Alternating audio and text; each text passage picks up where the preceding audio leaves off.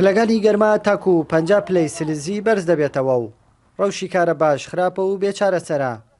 بوونی تەنها یەک مەلەوانگەش لە قەزاکەدا وای کردووە هاوڵاتیەکی زۆر ڕووبکەنە پرۆژەی ئاودێری خورمات و بۆ مەلەکردن. یعنی بەداخۆ ئەم شارە تەنها یەک مەزبەحی بچووکی لێیە، بەشی هەموو خەڵک ناگا. ئەگەر بێت و چەند مەزبەحی گەورە لەم شارە بێ خەڵکی ڕوو لە مەشوعە ناکا. بەداخەوە ئەم مەشوعە شوێنێکی مەترسیداریشە بەهۆی گژوگیا و بەهۆی مەترسیداریوە ساڵانە دووسێ گەنجێ پیا دەڕا بەداخەوە. بەهۆی بەرزبوونەوەی پلەکانی گەرماوە خەڵکی ناچار کردووە ڕوو لەم شوێنە بکەن. یعنی داواکارم لە خەڵکی یعنی نەکوم حکوومەت چەند مەزبەحی بکەنەوە بۆی خەڵکی نەجاتی بێت لەم مەشوعە و گەرمە تەنکیەکانێکی کوریاوە. میش مناڵەکانم ئاوردە و سێگەڕەکەم ئاوردە لێرەکە مەلاکەین لەبەرەوە بێمەسبەحیە ئیسە دوێنێ ئاوەکەیان بەرداوە. ئاو نییە لە شار دووزە ئاو نییە ئاوەکە گەر بیگرن لەسەرەوە نایە بۆی راگەر لەبەر بێ خزمەت گوزاری. مەزبەح نییە و کارەبان نییە و دنیا گەرمە و ئاتراتون لێ ڕەخما فێنەکەینەوە.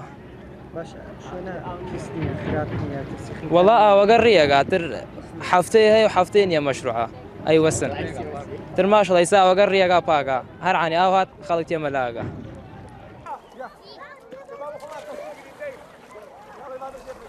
هەندێک لە هاوڵاتیان منداڵەکانشیان لەگەڵ خۆیاندا دەهێنن تاکو فێری مەلەوانیان بکەن. لە دووس خورمات و تێنا یەک مەزبەحێکمان هەیە، مەزبەحەکەش بەشی ڕێژەیە و شارە ناکە.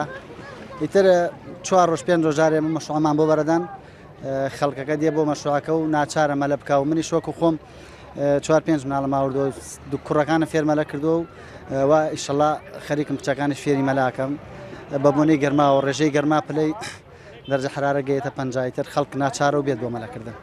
باوکم هاوردمانێتی فێرمە لەمان بکە لە ماڵە گەرمە کارەبانە باوکم هاوردمانێتی هەم فێرمە لەمان بکە هەم فێهینیش بن گیانمان فێن کۆبێ.